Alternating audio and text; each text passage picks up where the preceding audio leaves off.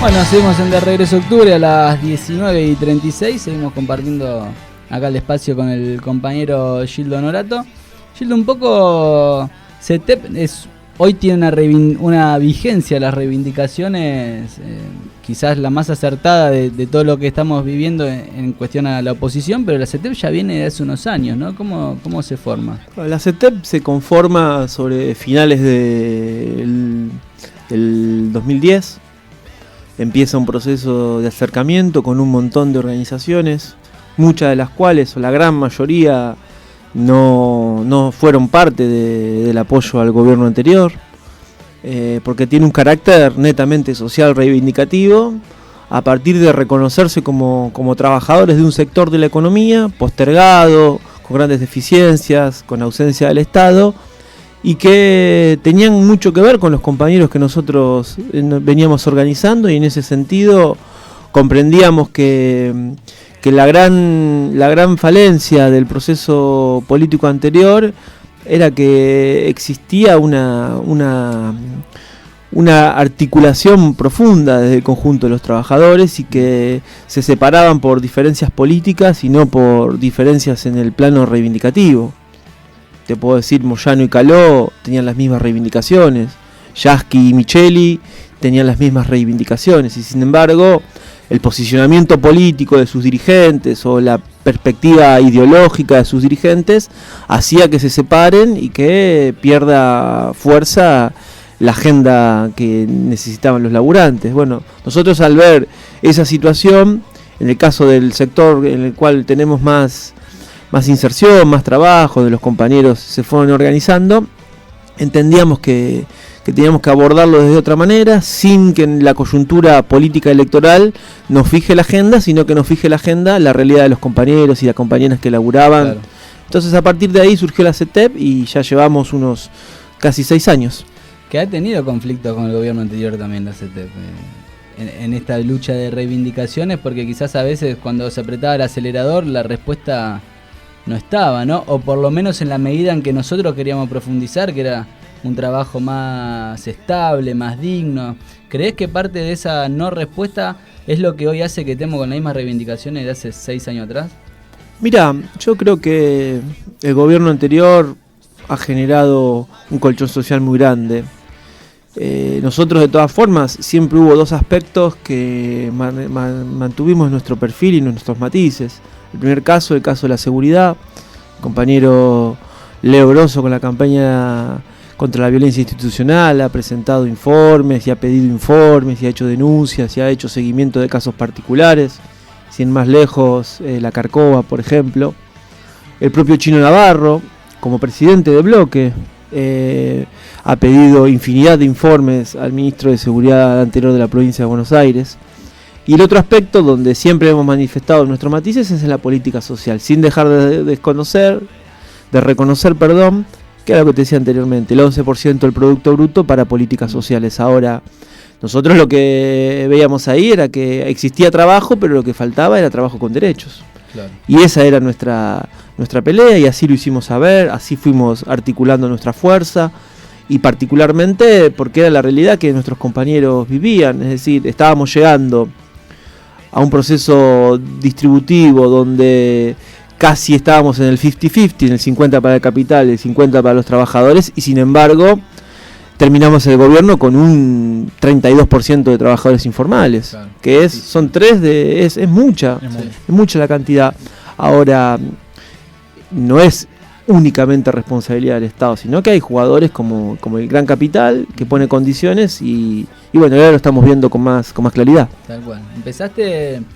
Metiste recién en la charla a Leo Grosso, que hoy es jefe de la bancada del movimiento Evita en diputados nacionales, ¿no? Para hablar un poco más del movimiento, un poco más de la política legislativa y de la construcción del movimiento más allá de la CETEP. ¿Imaginabas hace un par de años atrás que el Evita tenga 6 diputados propios? Digamos, era algo, vos fuiste candidato en un momento. Digamos, ¿cómo ves esa situación actual, digamos, que sea una de las organizaciones sociales que más representatividad tenga en el Congreso? Bueno, es un gran orgullo.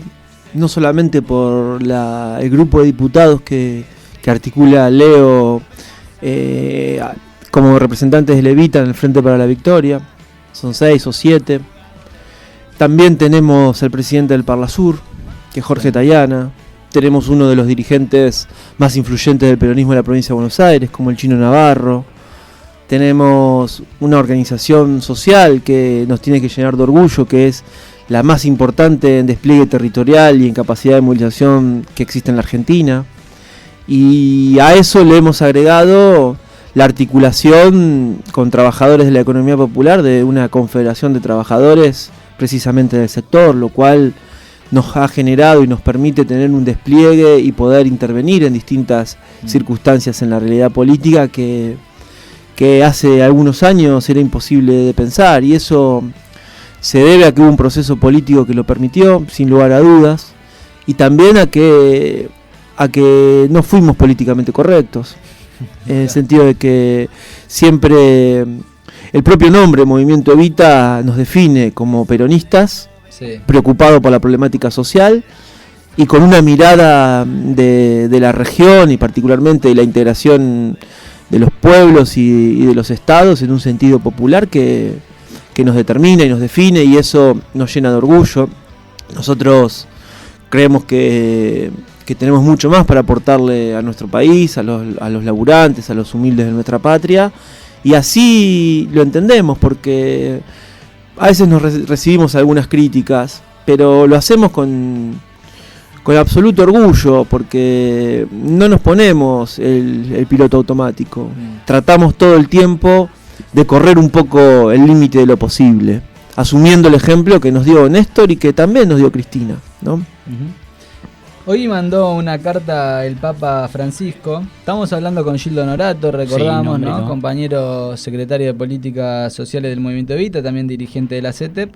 Te la leo, es cortita, muy cortita, como aquella entrevista que han tenido juntos en donde el Papa puso una cara. 22 minutos, recuerdo. 22 minutos, cara. Pareció un niño adolescente en su primera vez, ¿no? Podríamos decir. Bueno, dice: exísimo señor Mauricio Macri, presidente de la República Argentina, Buenos Aires.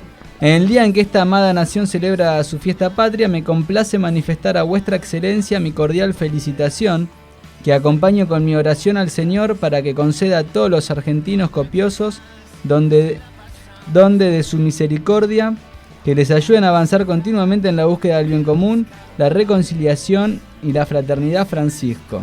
Escueta carta, lejos de las reuniones esas de horas que tenía con Cristina, me parece esta postura de Francisco.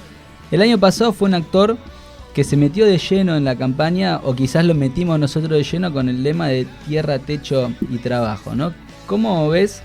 Porque el Movimiento Evita fue uno de los primeros que salió a alegrarse de la llegada del Papa de Bergoglio a ser el Papa, ¿no? ¿Cómo interpretás esa figura? Igual también en la región, ¿no? Porque en Bolivia, en Paraguay, eso nosotros también, sobre esos encuentros que él tuvo con la juventud, nosotros tomamos mucha referencia de lo que él pudo plasmar en América Latina, ¿no? De esos discursos que él dio, más que nada estando acá en la región.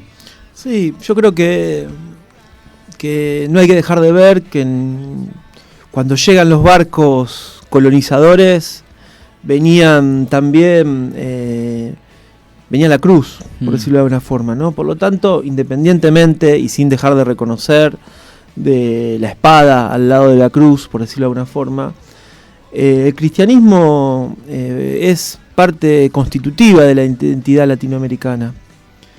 A nosotros, por supuesto, que la opción por los pobres, la actitud de Francisco, de los jesuitas, como se denomina, ha tenido un rol muy importante en respaldo y en defensa de los humildes.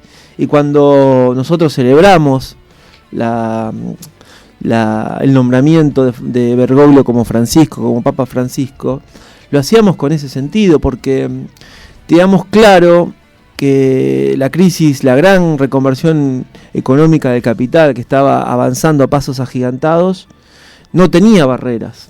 Y todavía se nos dificulta construir esas barreras, porque los modelos alternativos, dígase lo que fueron los países del tercer mundo, lo que fueron el socialismo real después de la Segunda Guerra Mundial, o los nacionalismos árabes, fueron derrotados por este capitalismo salvaje. Y tuvimos que esperar muchos años para que se pueda empezar a plasmar una idea de modelo alternativo, que fue el proceso que Néstor, Lula y Chávez lograron construir no hace tanto tiempo atrás. Y Francisco vino a expresar precisamente eso, esa voz alternativa de un mundo digno para los humildes, un mundo donde vemos cómo se esclaviza, vemos cómo se margina, vemos cómo se tira por la borda principalmente el futuro de generaciones, donde se asesina en nombre de la democracia. Y en ese sentido nosotros creemos que tiene un rol más que importante en el devenir histórico de las próximas décadas, independientemente del tiempo que le toque vivir, porque está conformando un ideario que va transformando la manera de mirar el mundo y la pelea social de cientos de millones de compañeros y compañeras a nivel mundial. No tenemos que dejar de olvidar que en el 2014 hizo el primer encuentro de Tierra, Techo y Trabajo en el Vaticano. No podemos dejar de mencionar que cuando estuvo en Santa Cruz de la Sierra pidió perdón por los abusos de la Iglesia en el proceso de colonización.